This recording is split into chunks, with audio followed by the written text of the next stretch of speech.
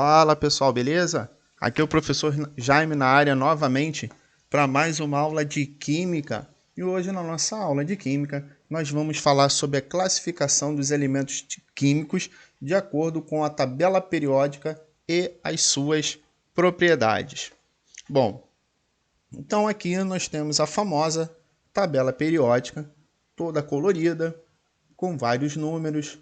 E hoje nós vamos ver o que significam essas cores, o que tem a ver, por que essa tabela periódica foi montada nessa forma. Então, um pré-requisito necessário para a construção da tabela periódica foi a descoberta individual dos elementos químicos.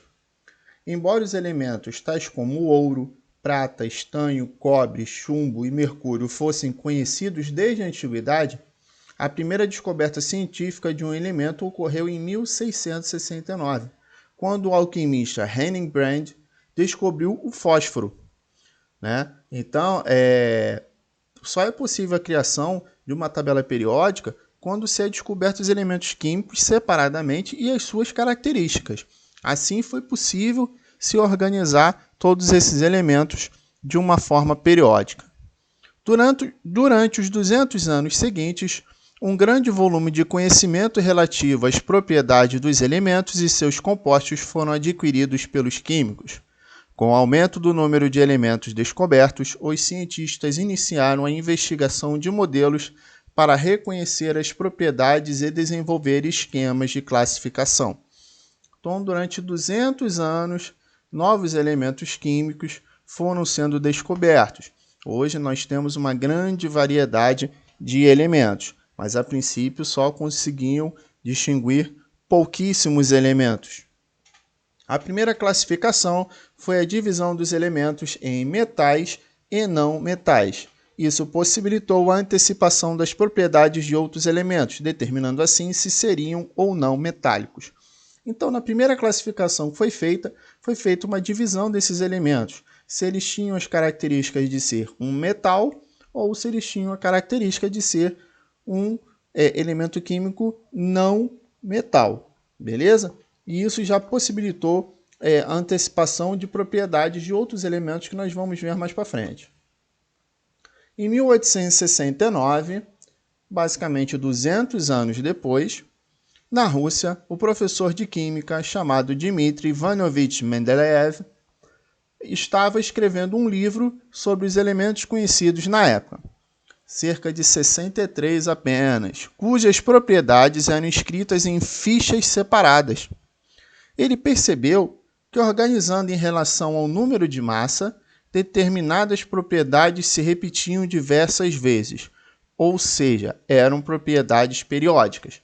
Então ele pegou esses elementos que eram separados em fichas, ou seja, em cartõezinhos, e ele começou a ver que eles tinham uma relação, tá? Se fosse organizado de acordo com o número de massa, eles teriam uma relação que poderia colocar eles de uma forma periódica, de uma forma contínua. A partir disso, Mendeleev organizou os elementos em linhas horizontais, em ordem crescente de massa atômica, e elementos com propriedades semelhantes eram colocados na mesma coluna, que nós chamamos de famílias ou grupos. A partir desse fator, Mendeleev conseguiu prever algumas propriedades: pontos de fusão, de ebulição, densidade, dureza, retículo cristalino, óxidos, cloretos, de elementos químicos que ainda não haviam sido descobertos na sua época. Devido a essa previsibilidade, seu trabalho foi amplamente aceito, sendo assim considerado o pai da tabela periódica atual. Mas, de maneira justa, tanto ele quanto o seu correlato alemão Meyer são os verdadeiros pais da atual classificação periódica. Então, a partir de todos esses estudos e nessa organização que ele montou, ele pôde prever que haveriam outros elementos químicos que estariam naqueles intervalos em branco que acabou ficando ali na tabela. Então, atualmente, existem 7 períodos e o número dos períodos corresponde à quantidade de níveis camadas eletrônicas que os elementos químicos apresentam, que por convenção são indicados pelas letras K, L, M, N, O, P e Q. Então, quando a gente vê distribuição eletrônica, a gente já aprende sobre essas 7 camadas da distribuição eletrônica. Então, essas 7 camadas são justamente os 7 períodos, ou seja, as 7 linhas da tabela periódica. Então, cada linha vai ter uma quantidade de camadas. Então, a primeira linha lá em cima vai ter apenas uma camada. A segunda linha, todos os elementos da segunda linha terão 2 camadas. Vai ter a camada K e L. Os elementos da terceira linha vão ter a camada K, L e M e assim sucessivamente. Beleza?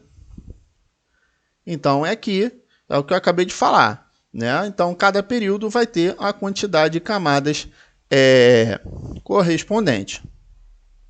Famílias ou grupo. São 18 famílias ou grupos, reunindo elementos com propriedades químicas semelhantes, por apresentarem a mesma configuração eletrônica na sua camada, nível, né, de valência.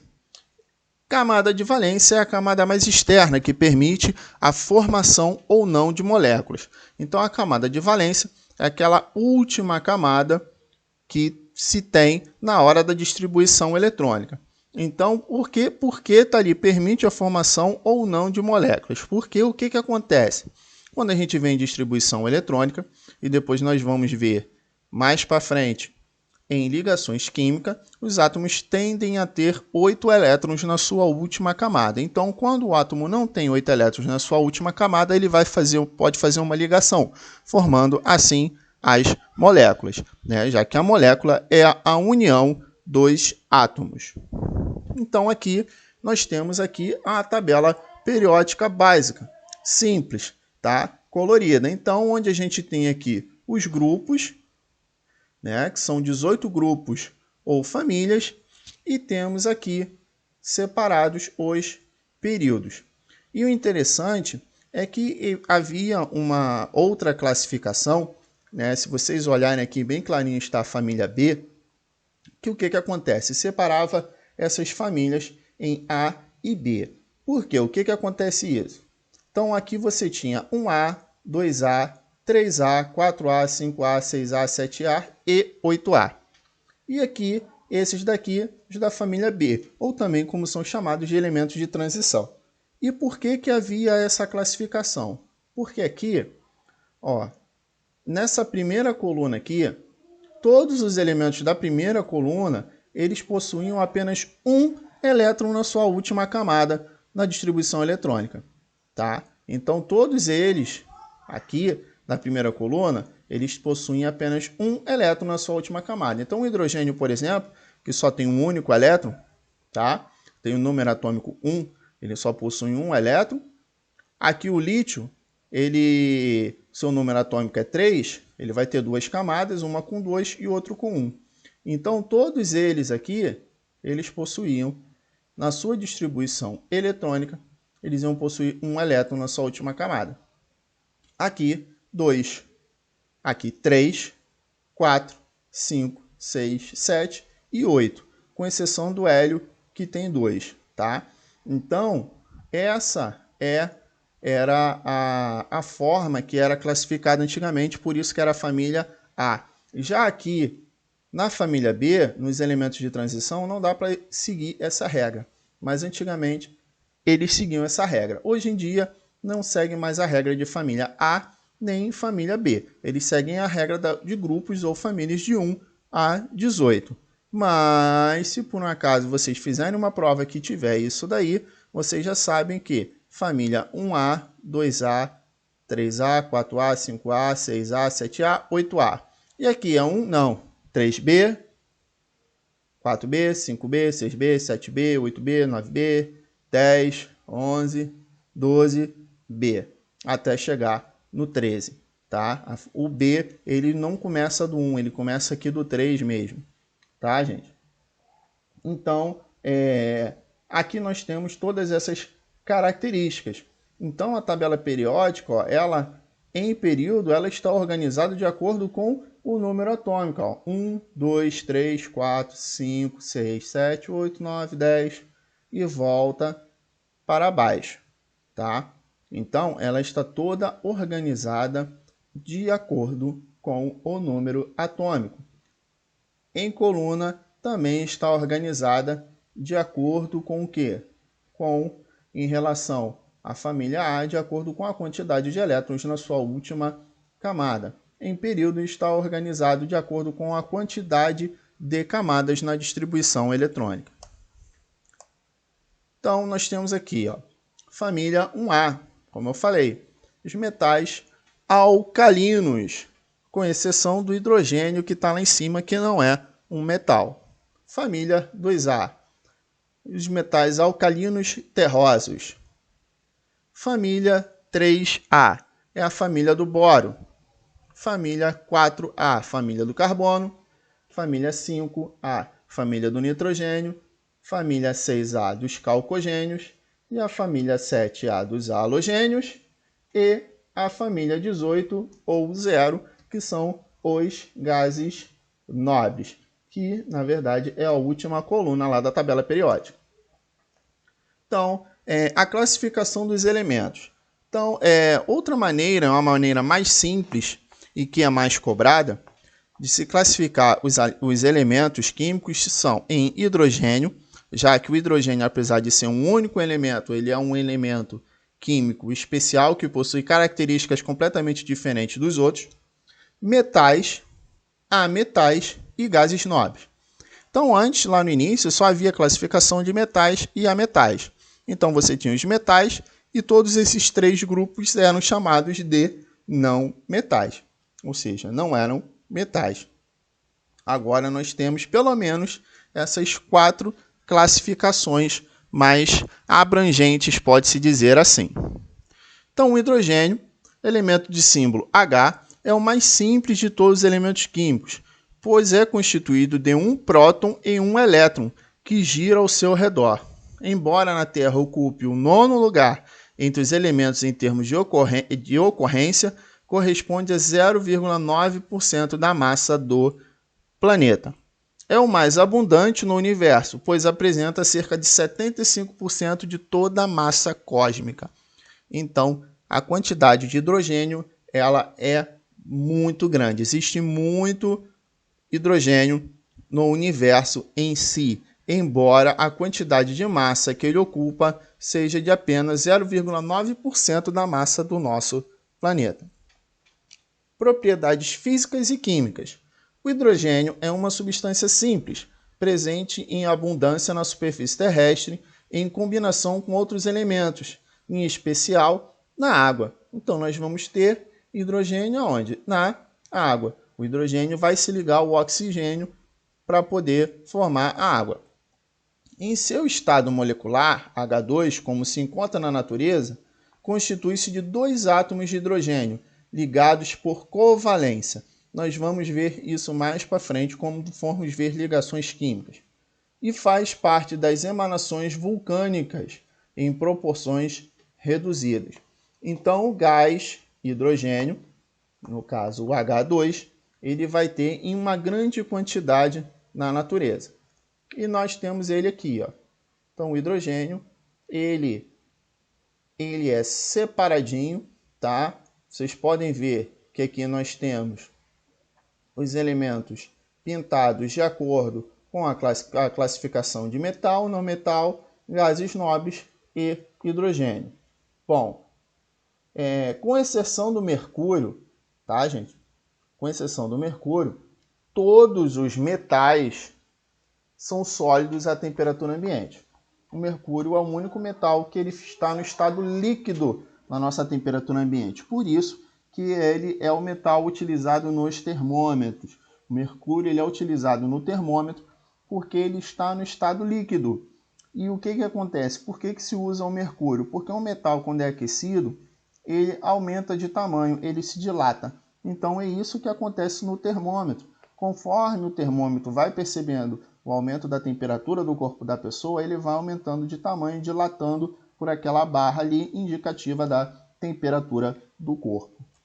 Então aqui nós temos alguns exemplos de metais, tá? Os metais na temperatura ambiente vão estar no estado sólido. E qual é uma outra característica básica que os metais apresentam? Muito característica, se você olhar o metal, você polir ele, ele possui o quê? Brilho. Tá? Ele possui brilho. Então, características principais dos metais. Possuem brilho e cor cinza, prateada, exceto o ouro e o cobre. Beleza? O ouro e o cobre, eles possuem a sua coloração específica, o que faz até eles terem um valor um pouco mais, o cobre nem tanto, mas o ouro tem um valor um pouco mais significativo. O cobre também tem um valor significativo, mas não tanto quanto a prata, que é mais caro que o cobre, mas o cobre tem um valor maior do que o ferro. São bons condutores de calor e de corrente elétrica. Exatamente, é por isso que os metais são usados para ser feito o quê? Ser feito fios, porque eles são bons condutores, além de ter a ductibilidade, que é a capacidade de fazer fios. Então os metais, eles conduzem a corrente elétrica e também são bons condutores de calor. E o que quer dizer ser um bom condutor de calor? Um bom condutor de calor não significa ser um material que guarda calor. Não, é um material que ele passa o calor adiante. Então, da mesma forma que um objeto metálico, uma panela, ela absorve, ela esquenta rápido, ela também repassa esse calor para os outros produtos rapidamente. Isso é uma coisa que é muito constante.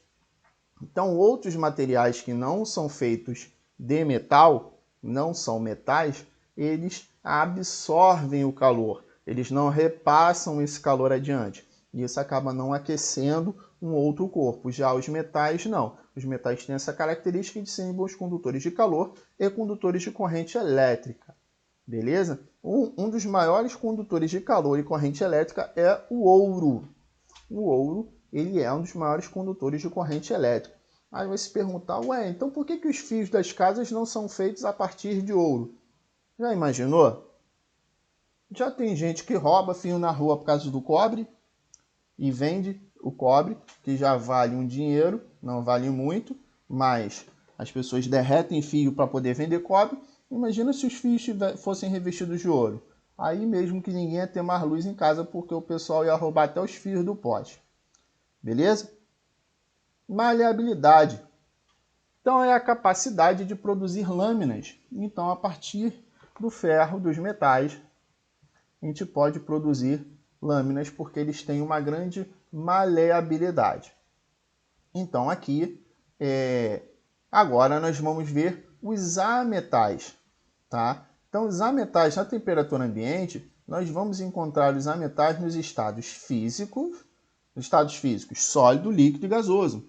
Então os ametais, que são esses daqui, nós vamos conseguir encontrar no ambiente, né, no nossa temperatura ambiente normal, nós vamos conseguir encontrar eles no estado sólido, no estado líquido e no estado gasoso. Cada um vai ter um ponto de fusão e ebulição diferente. Geralmente os ametais apresentam baixas temperaturas de fusão e ebulição.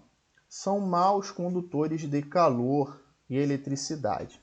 Eles não são bons condutores, eles não vão conduzir calor e eletricidade. São opacos e, quando sólidos, fragmentam-se.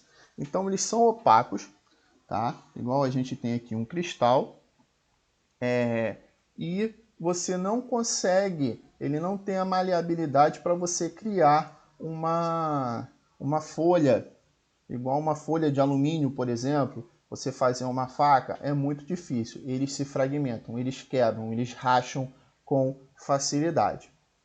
E os gases nobres, né, possuem sua camada de valência completa. Então, como eu falei, nós vamos ver mais para frente a regra do octeto, em que diz que os átomos eles tendem a ter 8 elétrons na sua última camada, com exceção do gás hélio, que possui 2 elétrons e está estável. Então, todos os gases nobres são gases que estão estáveis. Por isso que eles recebem até esse nome, gases nobres, né? Porque eles estão estáveis, eles já estão dentro da regra do octeto. Então, devido a esse fato, eles não se unem a nenhum outro elemento. Então, eles têm que estar fora da regra do octeto, eles precisam ter menos de 8 elétrons na sua última camada para poder receber elétron de outro átomo e assim realizar as ligações formando as moléculas. Então, eles não permitem as formações de moléculas. Eles são usados puramente do jeito que estão. Na indústria, são usados na fabricação de vários objetos. Tá? Vários objetos são usados, são feitos a partir dos gases nobres. Dentre os gases nobres que fazem parte da composição do ar, podemos citar o argônio, neônio, radônio, hélio, criptônio e o xenônio, sendo que eles compõem cerca de 93% do ar atmosférico. Esses gases não produzem nenhum tipo de reação química com outras substâncias e por isso são considerados nobres, tá? Porque eles ficam isoladinhos na deles lá, eles não se unem a nenhum outro tipo de elemento químico. Eles se acham os nobres, isolados, os grandões, os poderosos, porque eles estão lá com a sua camada de valência completa. E é isso aí, a gente vai ficando por aqui. Espero que vocês tenham gostado. Não deixe de dar aquele like maneiro aí. E valeu, galera. Até a próxima. Fui!